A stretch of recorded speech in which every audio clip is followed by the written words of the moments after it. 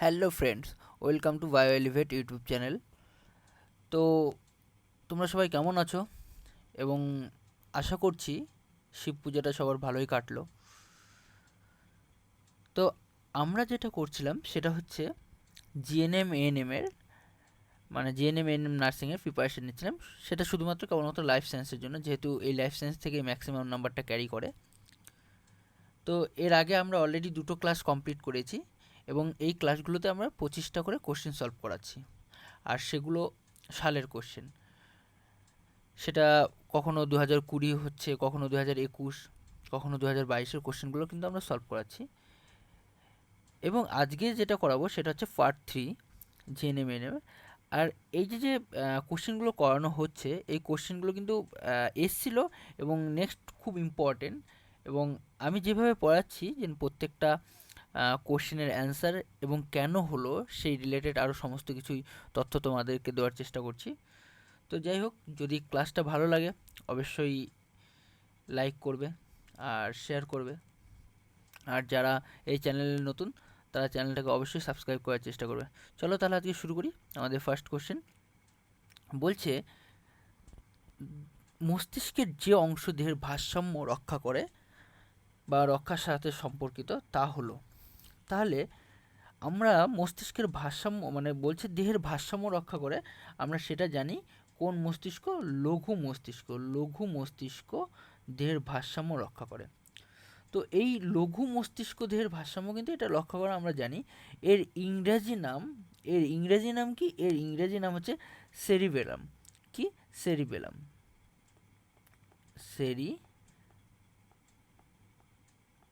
Cerebellum. এবার এখানে দেখো কি কি অপশন দেওয়া আছে। Medulla oblongata, cerebrum, cerebellum, thalamus. Thalamus তো আমরা জানি হবে না, এটা ঠিক আছে। থ্যালামাস আমরা জানি হবে না। সেরিব্রাম যাবে না, এটা গুরু মস্তিষ্ক। মেডুলা অবলাঙ্গাটা হবে না, তাহলে একমাত্র হচ্ছে সেরিবেলাম। ক্লিয়ার? তারপরের কোশ্চেনে চলে যাই আমরা। ড্যাশ হলো একটি গ্যাসীয় উদ্ভিদ হরমোন। গ্যাসীয় উদ্ভিদ হরমোন, তাহলে চেষ্টা করো তোমরা। আচ্ছা, তাহলে অক্সিন কিন্তু কোনো গ্যাসীয় উদ্ভিদ হরমোন না, তাহলে অক্সিন হবে না, জিব্বারেলিনও হবে না, তাই তো। চলে আসি অ্যাবসাইসিক অ্যাসিড। অ্যাবসাইসিক অ্যাসিড কী করে? অ্যাবসাইসিক অ্যাসিড হচ্ছে বাষ্পমোচন রোধ করে। কি করে? বাষ্পমোচন রোধ করে। বাষ্পমোচন রোধ করে কে? অ্যাবসাইসিক অ্যাসিড। তাহলে অ্যাবসাইসিক অ্যাসিডও হলো না, আর এটা কোনো গ্যাসীয় হরমোন না। তাহলে গ্যাসীয় হরমোনকে ইথিলিন। ইথিলিন হচ্ছে গ্যাসীয় হরমোন, তাহলে আমাদের অ্যান্সার হচ্ছে সি। সাথে বলে রাখি, এই ইথিলিন কিন্তু কি করে? ফল পাকাতে সাহায্য করে। ফল পাকাতে হেল্প করে। বোঝা গেল? তারপরে চলে যাই আমরা। আর্কিওপটেরিস কোন গোষ্ঠীদ্বয়ের মধ্যে হারানো যোগসূত্র? তাহলে এইটা কিন্তু আমাদের ক্লাস টেনের ফোর্থ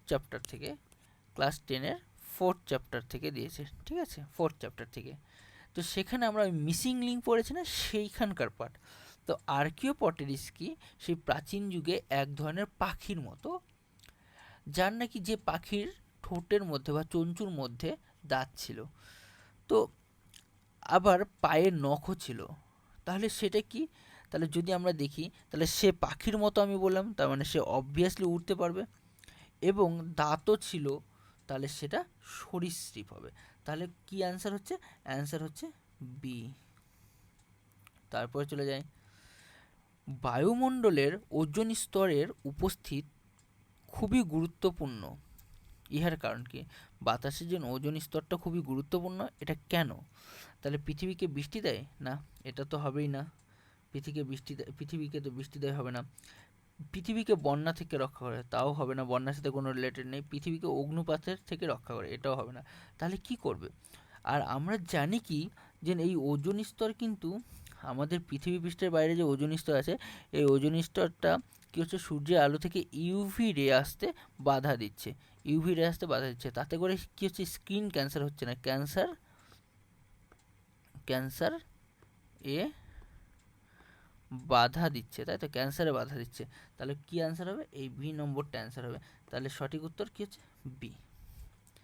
তারপরে চলে যাই আমরা অপটিক নার্ভ ইজে বা অপটিক স্নায়ু কি। তাহলে এক এক করে আমরা দেখে নিই। মিশ্র স্নায়ু, মিশ্র স্নায়ু মানে কি কোনগুলো, যে স্নায়ুগুলো সংজ্ঞাবহ ও আজ্ঞাবহ দুটো হিসাবেই কাজ করে তাকে বলা হয় মিশ্র স্নায়ু, ঠিক আছে। স্পাইনাল স্নায়ু কোনগুলো, স্পাইনাল স্নায়ু হচ্ছে সুষুম্নাকাণ্ডের সাথে যুক্ত, এটাও যাচ্ছে না। তারপরে চলে আসি মোটর স্নায়ু ও সেন্সরি স্নায়ু। তাহলে যদি আমরা দেখি এখানে মোটর মানে কি, মোটর মানে হচ্ছে আজ্ঞাবহ, আজ্ঞাবহ, আর সেন্সরি মানে সংজ্ঞাবহ, সংজ্ঞাবহ, সংজ্ঞাবহ। তাহলে সেন্সরি মানে সংজ্ঞাবহ। এই অপটিক স্নায়ু, অপটিক স্নায়ু মেইনলি যুক্ত থাকে হচ্ছে চোখের সাথে। কিসের সাথে? চোখের সাথে। তাহলে চোখের সাথে যে স্নায়ুটা যুক্ত সেটা হচ্ছে সংজ্ঞাবহ স্নায়ু বা সেন্সরি স্নায়ু। তোমাদের একটা হোমওয়ার্ক, এই অপটিক স্নায়ু কত নম্বর স্নায়ু, ঠিক আছে। আচ্ছা, তারপরে চলে যাই, কোন হরমোনটি পিটুইটারির অগ্রখণ্ড থেকে নিঃসৃত হয় না। তাহলে দেখো পিটুইটারি অগ্রখণ্ড থেকে নিঃসৃত হয় না, তাহলে পিটুইটারির কয়টা খণ্ড? দুটো খণ্ড, একটা হচ্ছে অগ্র, একটা হচ্ছে অগ্র, আর একটা হচ্ছে পশ্চাৎ, পশ্চাৎ। তাহলে অগ্রখণ্ড থেকে নিঃসৃত হয় না, তার মানেটা কি? তার মানেটা হচ্ছে পশ্চাৎখণ্ড থেকে নিঃসৃত হয়। আর আমরা জানি পশ্চাৎখণ্ড থেকে নিঃসৃত হয় এ ডি এইচ, আর আরেকটা হচ্ছে অক্সিটোসিন, টোসিন। এইবার তাহলে উত্তর কি কি আছে দেখে নিই। তাহলে এসিটিএইচ কোথা থেকে? অগ্রখণ্ড থেকে। এফএসএইচ অগ্রখণ্ড থেকে। টিএসএইচ অগ্রখণ্ড থেকে। তাহলে আমাদের সঠিক উত্তর এডিএইচ, অ্যান্টি ডাইউরেটিক হরমোন, যেটা অপর নাম হচ্ছে ভেসোপ্রোসিন, ভেসোপ্রোসিন। আর যেটা কি হচ্ছে ডায়াবেটিস ইনসিপিটাস রোগ ঠিক করতে ব্যবহার করা হয়, ঠিক আছে, যেটাকে বলা হয় বহুমূত্র রোগ। কী রোগ? বহুমূত্র রোগ, বহুমূত্র রোগ। তারপরে চলে যাই আমরা, মাটির অম্লতার জন্য দায়ী গ্রিনহাউসটার গ্যাসের নাম কি? মানে এমন একটা গ্রিনহাউস গ্যাস যেটা মাটির মধ্যে অ্যাসিডিটি পরিমাণ বৃদ্ধি করে, তাহলে সেটা আমরা চেষ্টা করব ক্লোরোফ্লোরোকার্বন অম্লতার জন্য বৃদ্ধি করে। তারপরে চলে আসি জিন ব্যাংক, জিন ব্যাংকে কিসের উদাহরণ? তাহলে আমরা জীব বৈচিত্র্য সংরক্ষণের জন্য দুটো পড়েছিলাম, একটা হচ্ছে এক্সিটু, একটা হচ্ছে এক্সিটু, আর একটা হচ্ছে ইনসিটু, এক্সিটু ইনসিটু। এক্সিটুর ইনসিটুর মধ্যে কি? ইনসিটু হচ্ছে কি, যে কোনো প্রাণীকে বা যে প্রাণীকে আমরা কি হচ্ছে রক্ষা করব বা প্রোটেক্ট করব, সেটাকে তার নিজস্ব পরিবেশে রেখে প্রোটেক্ট করব, যেমন অভয়ারণ্য, বায়োস্ফিয়ার রিজার্ভ, এগুলো হচ্ছে ইনসিটুর মধ্যে পড়ছে। এক্সিটুর মধ্যে কি পড়ছে? তাহলে এক্সিটুর মধ্যে পড়ছে যেটাকে আমরা অন্য একটা পরিবেশে রেখে আমরা রক্ষা করব, যেমন চিড়িয়াখানা, চিড়িয়াখানা, বোটানিক্যাল গার্ডেন,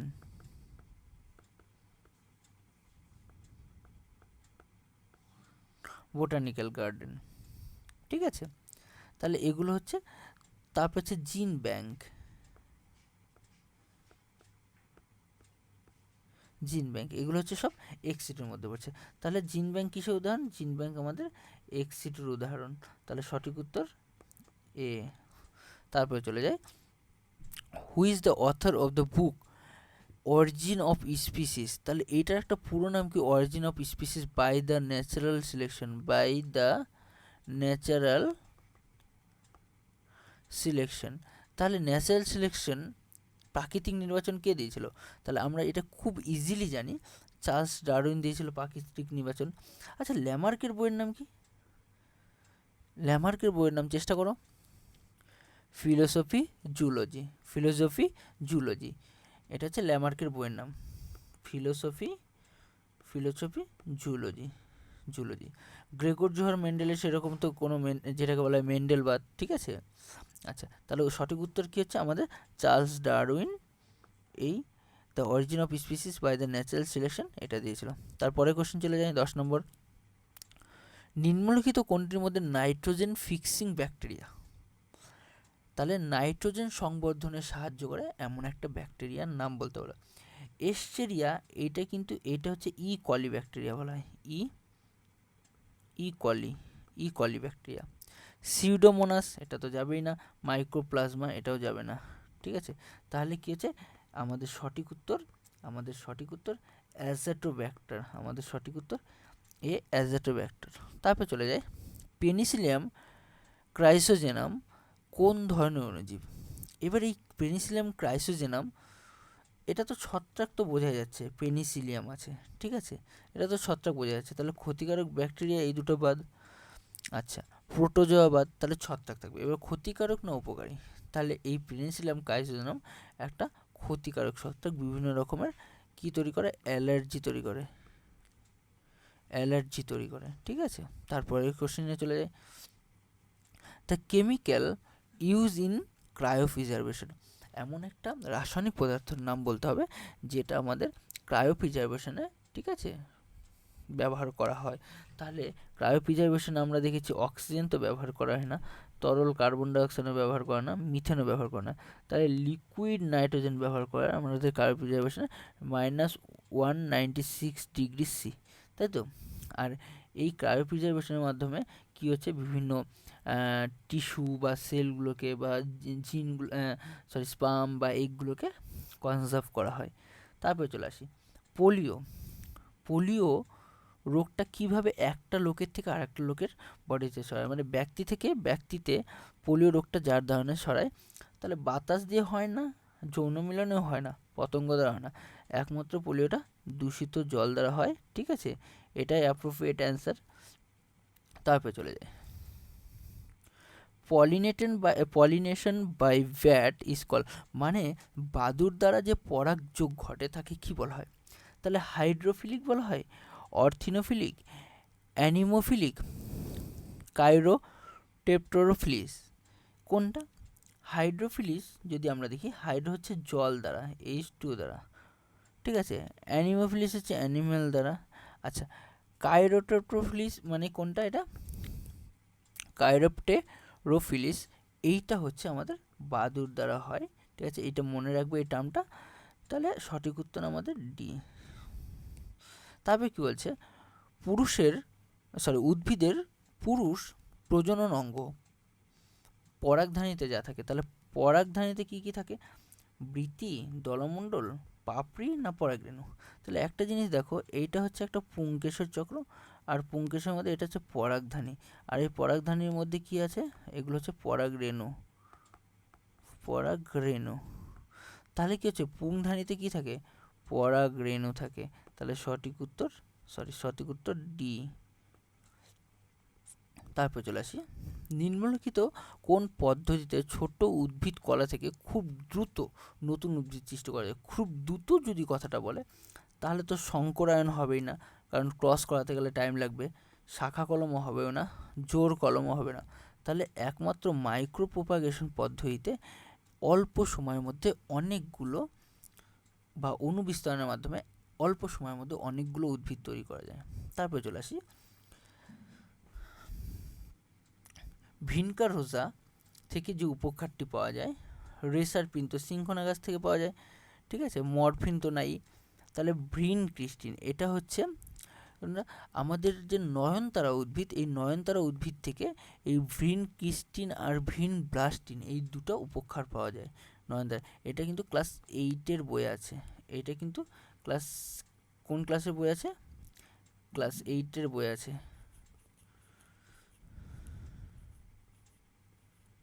এটা ক্লাস 8-এর বই আছে, ঠিক আছে। তারপরে চলে আসি, তাহলে আমাদের কোন ক্লাসের বই আছে, 8-এর বই আছে, ঠিক আছে, এটা হচ্ছে 8-এর বই আছে। তারপরে চলে যাই আমাদের, বলছে in HIV the enzyme responsible for the production of DNA from RNA। তাহলে একটা জিনিস মনে রাখবে, যে HIV এটা হিউম্যান ইমিউনো ডিফিসিয়েন্সি ভাইরাসের কথা বলা হচ্ছে। এই ক্ষেত্রে HIVতে যে উৎসেচকটি RNA থেকে DNA উৎপাদন করে তাকে, তাহলে সিম্পল আমরা সেন্ট্রাল ডগমা পড়ে থাকবো, ডিএনএ থেকে DNA তৈরি করাকে বলা হয় রেপ্লিকেশন। কি বলা হয়, রেপ্লিকেশন। ডিএনএ থেকে RNA তৈরি করাকে বলা হয় ট্রান্সক্রিপশন।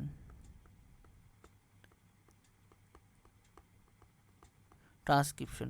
আর আরএনএ থেকে প্রোটিন তৈরি করাকে বলা হয় ট্রান্সলেশন। এবার এখানে কি বলছে, ডিএনএ থেকে আরএনএ, বলছে আরএনএ থেকে ডিএনএ উৎপাদন করতে গেলে, তাহলে কি হচ্ছে আরএনএ থেকে ডিএনএ উৎপাদন করতে গেলে তাহলে আমাদের কি লাইনটা কোন দিকে যাচ্ছে, আরএনএ থেকে ডিএনএ এই দিকে যাচ্ছে। তাহলে ডিএনএ থেকে আরএনএ হচ্ছে যদি ট্রান্সক্রিপশন হয়, তাহলে আরএনএ থেকে ডিএনএ, তাহলে এটা হচ্ছে আরভি, রিভার্স ট্রান্সক্রিপশন। তাহলে দেখো রিভার্স ট্রান্সক্রিপ্টেজ বলে কোনো কিছু আছে কিনা, এই যে দেখো এখানে রিভার্স ট্রান্সক্রিপশন বলে একটা অপশন আছে, যেটা হচ্ছে ডি নম্বর। তারপরে চলে যাই, মানুষের জনন কোষের ক্রোমোজোম সংখ্যা কত? 60, 23, 46, 40। তাহলে আমরা জানি মানুষের কোষে ক্রোমোজোমের সংখ্যা হচ্ছে 46টা, এবং তার মধ্যে মিয়োসিস বিভাজনের ফলে 23টা ক্রোমোজোমযুক্ত একটা জনন কোষ তৈরি হয়, ঠিক আছে? তাহলে মিয়োসিস বিভাজন কেবলমাত্র জনন মাতৃকোষে হয়, তাহলে 23টা হবে জনন কোষের ক্রোমোজোম সংখ্যা। তারপরে লাল বর্ণান্ধতা যে হিসাবে পরিচিত, তাহলে লাল বর্ণান্ধতাকে কি বলা হয়? ডিউটেরানোপিয়া, টাইটানোপিয়া, প্রোটোনেপিয়া, অ্যামব্রায়োপিয়া। তাহলে অ্যামব্রায়োপিয়া আমরা তো কখনো নামই শুনিনি, চলে আসি প্রোটোনোপিয়া, ডিউটেরানোপিয়া, টাইটানোপিয়া। এইখানে চলে যায়, যদি আমরা সবুজ দেখি তাহলে সেটা হবে ডিউটেরানোপিয়া। সবুজটা কি হচ্ছে? সবুজ হচ্ছে ডিউটেরানোপিয়া। আচ্ছা, আর কি বাকি আছে? প্রোটোনোপিয়া এবং টাইটানোপিয়া। প্রোটোনোপিয়া কি? প্রোটোনোপিয়া হচ্ছে এইটা হচ্ছে লাল বর্ণান্ধতা, আর টাইটানোপিয়া হচ্ছে নীল বর্ণান্ধতা। বোঝা গেল? মনে থাকবে। তারপরে চলে যায় 21 নম্বর, ডিএনএর সাথে সংযুক্ত অত্যন্ত ক্ষারক প্রোটিনটি হলো, তাহলে একটা ক্ষারক প্রোটিনের নাম কি, যেটা ক্ষার, তাহলে ডিএনএর সাথে যুক্ত, তাহলে আমরা জানি হিস্টোন প্রোটিন হচ্ছে একটা ক্ষারযুক্ত প্রোটিন। তারপরে চলে যাই 22 নম্বর, কোন শব্দটি একটি জীবের সামগ্রিক জিনগত উপাদানকে সঠিকভাবে বর্ণনা করার জন্য ব্যবহার করা হয়? নিউক্লিয়াস তো হবেই না, প্রোটিওম হবে না, জিন তো বলছে সমগ্র জিনকে, তাহলে এটা হবে না। তাহলে একমাত্র সব জিনকে একসাথে বলা হয় জিনোম। যেমন ওম মানে কি আমাদের বিশ্ব ব্রহ্মাণ্ডকে বোঝায়, তেমন জিনোম মানে অল জিনকে বোঝাচ্ছে, অল জিন ইন বডি। তারপরে চলে আসি, মেলিয়াস ইনকাস স্টেপিস নামক ছোট হাড় তিনটি নিম্নলিখিত কোন জ্ঞানেন্দ্রিয়তে পাওয়া যায়? তাহলে আমরা এটা ছোটোবেলা থেকে পড়ে আসছি, কানের মধ্যে সবচেয়ে ছোট হাড় মেলিয়াস ইনকাস ও স্টেপিস, এই তিনটে হাড় পাওয়া যায় কানের মধ্যে, যেটা আমাদের শুনতে সাহায্য করে, সাউন্ডে সাহায্য করে। এবার তোমাদের একটা হোমওয়ার্ক, যে কানের মধ্যে কোন স্নায়ুটা থাকে, ঠিক আছে? কানের মধ্যে কোন স্নায়ুটা থাকে। তারপরে চলে আসছি আমরা বার্ডিং পদ্ধতিতে, বার্ডিং বা কোরকরোদ্গম পদ্ধতিতে অযৌন জনন ঘটে কার? Amoeba, penicillium, saccharomyces, bacillus. তাদের উত্তরটা দাও। অ্যামিবা কি হচ্ছে? অ্যামিবা হচ্ছে দ্বিবিভাজন পদ্ধতিতে বংশবিস্তার করে। পেনিসিলিয়াম কীভাবে কী হচ্ছে? রেণু উৎপাদনের মাধ্যমে করে। ব্যাসিলাসও যাচ্ছে না রেণু উৎপাদন, তাহলে স্যাকারোমাইসিস বা ইস্ট হচ্ছে এই বার্ডিং পদ্ধতিতে। যদি এটা একটা ইস্ট হয়, এখান থেকে ছোট্ট একটা ইস্ট বের হয়, এটা আস্তে আস্তে খুলে যায়, পরবর্তীকালে এখান থেকে একটা ইস্ট জন্মায়। লাস্ট কোশ্চেন আজকের, নিম্নলিখিতগুলির মধ্যে কোনগুলি বেম সৃষ্টির সঙ্গে জড়িত? তাহলে বেম তন্তু সৃষ্টি করে কে? দেখো, লাইসোজোমকে আত্মঘাতী থলি বলা হয়। এই লাইসোজোম কি হচ্ছে? এই লাইসোজোম তো থাকবে না। গলগি বস্তুকে ভাড়ার ঘর বলা হয়, এটা খাবার সঞ্চয় করে রাখতে চায়। মাইটোকন্ড্রিয়াকে শক্তিঘর বলা হয়, এটিপি তৈরি করে। তাহলে একমাত্র আছে মাইক্রোটিবিউল, যেটা নাকি উদ্ভিদদের প্ল্যান্টদের স্পিন্ডেল ফাইবার বা বেম তন্তু গঠনে সাহায্য করে। তাহলে এই ছিল আজকের টোটাল 25টা কোশ্চেন। তো আমরা কিন্তু এই 25টা কোশ্চেনই ডিটেলসে পড়ার চেষ্টা করলাম। এবং তোমাদের একটু হলেও আশা করি যেন কনসেপ্টটা ক্লিয়ার হলো। ঠিক আছে, তো যারা এই চ্যানেলে নতুন তারা এই চ্যানেলটাকে অবশ্যই সাবস্ক্রাইব করবে, আর যারা পুরনো আছো অবশ্যই তোমরা কমেন্ট করবে, কোথাও প্রবলেম হলে পারে সেই প্রবলেমটা আমি সলভ করার চেষ্টা করব, আর লাইক শেয়ার তো করবেই। সবাইকে অনেক অনেক ধন্যবাদ। চলো, শুভরাত্রি।